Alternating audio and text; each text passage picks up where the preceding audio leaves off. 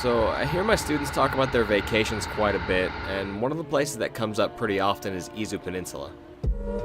I had wanted to see what it's like for a while, so my buddy Jordan and I rented a car and decided to spend a few days just driving around and exploring. A lot of the places that we saw were definitely in the middle of nowhere, and there was no way we were going to be able to see them if we didn't rent a car. So if you want to check this area out, absolutely I would recommend doing that. I mean, I guess you could get to some of these places by bus and train and a lot of walking, but it'd be kind of a pain in the ass.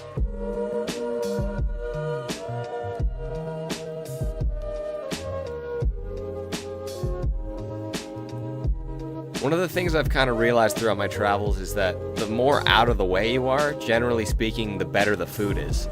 I love the food in Tokyo, but I definitely went into this trip with a little bit of an expectation that there would be a noticeable jump in the quality of food, and it absolutely didn't disappoint.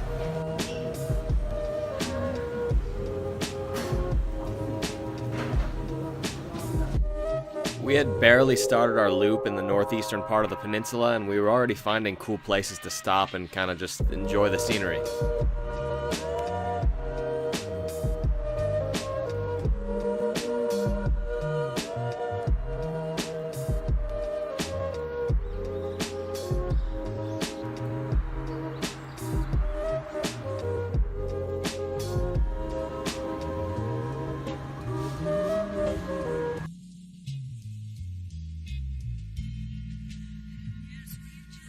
We found this place that was selling something called Mecon Jew, which is like a little dessert shaped like Mecon, which are a Chinese mandarin.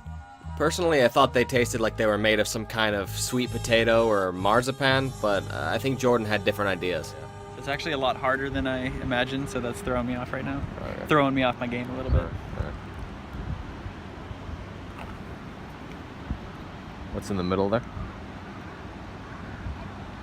It's like Mecon Anko. It tastes like... Huh.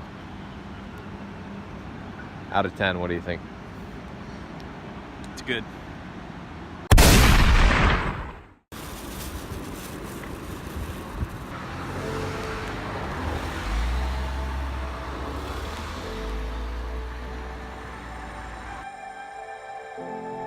So once we settled in at our Airbnb, we decided to go to the Kawazu Nanadaru, or in English, the Kawazu Seven waterfalls.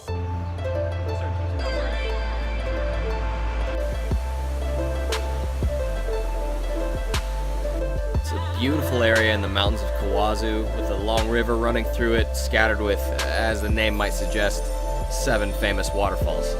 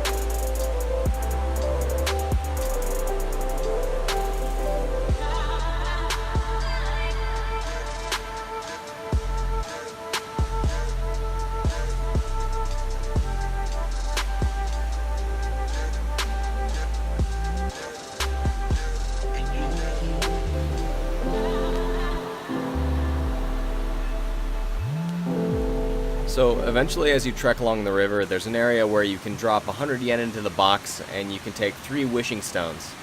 The idea is that you take the stones, and if you throw them onto the river rock and they stay on the rock, that there's a chance your wish might be granted.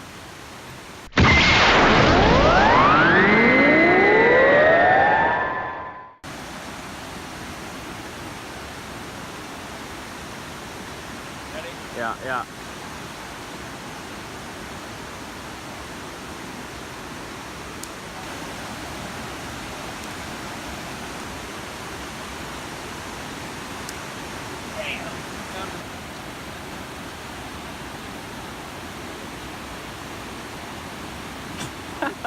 right?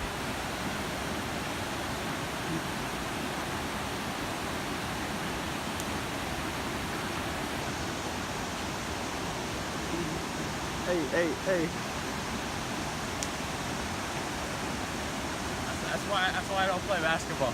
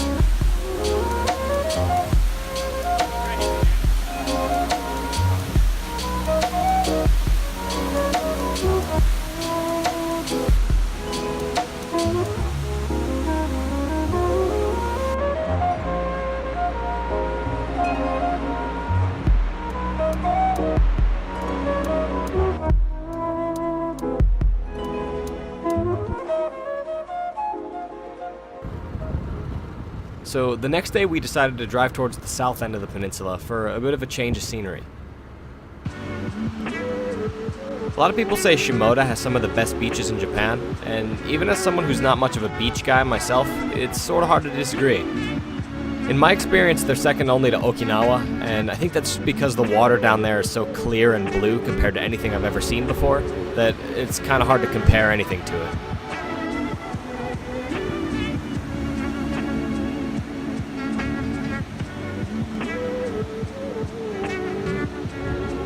After a bit of time spent at the beach, we decided to keep moving and head towards the east end of the peninsula. After a couple of pit stops, we ended up in a small town in the middle of nowhere called Matsuzaki. Josenji Temple in Matsuzaki is so ridiculously peaceful compared to everyday life in Tokyo that it almost seems criminal to put any music over the footage. So wherever you are, just take a minute, stop what you're doing, and just relax. I think you'd be surprised at how much good it does you.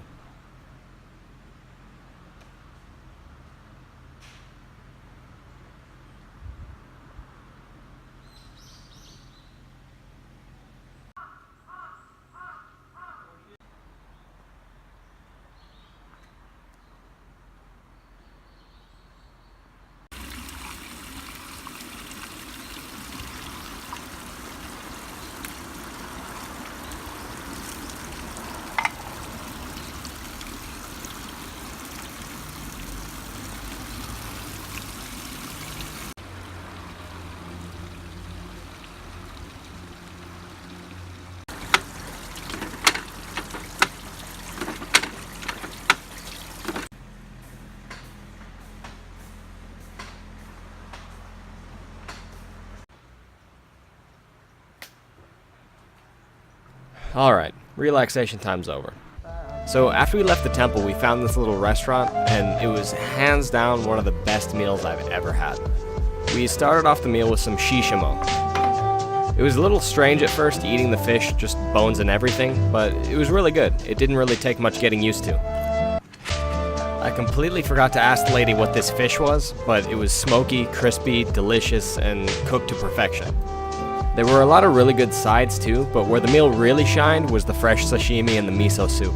Easily 10 out of 10. Honestly, it was so good that I was thinking about it for like 3 or 4 hours after I ate it. Never in my life have I been a big miso soup guy, but straight up, I think it transformed my taste buds. I love the stuff now. Well, anyways, next we headed to Shuzenji, which is in the northern part of the peninsula near Izu City.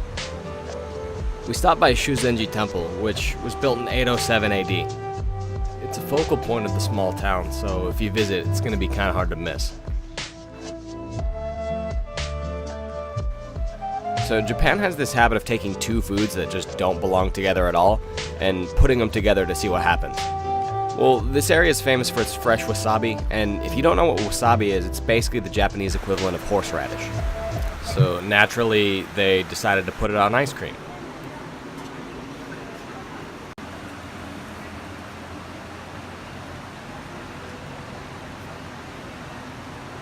The ice cream itself isn't bad.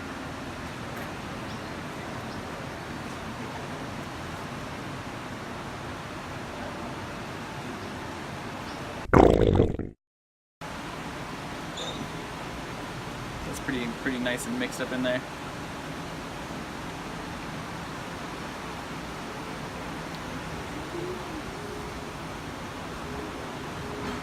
It's pretty good.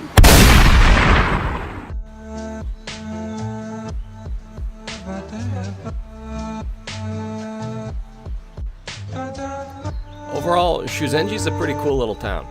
There are a lot of monuments and grave sites dedicated to historical figures that were banished, exiled, assassinated with poisoned bathwater. The history is pretty long and interesting, and if I was going to talk about all of it, it would probably take up its own video. So if you get a chance, read up on it. If it seems interesting, be sure to add this place to your checklist for next time you come visit Japan.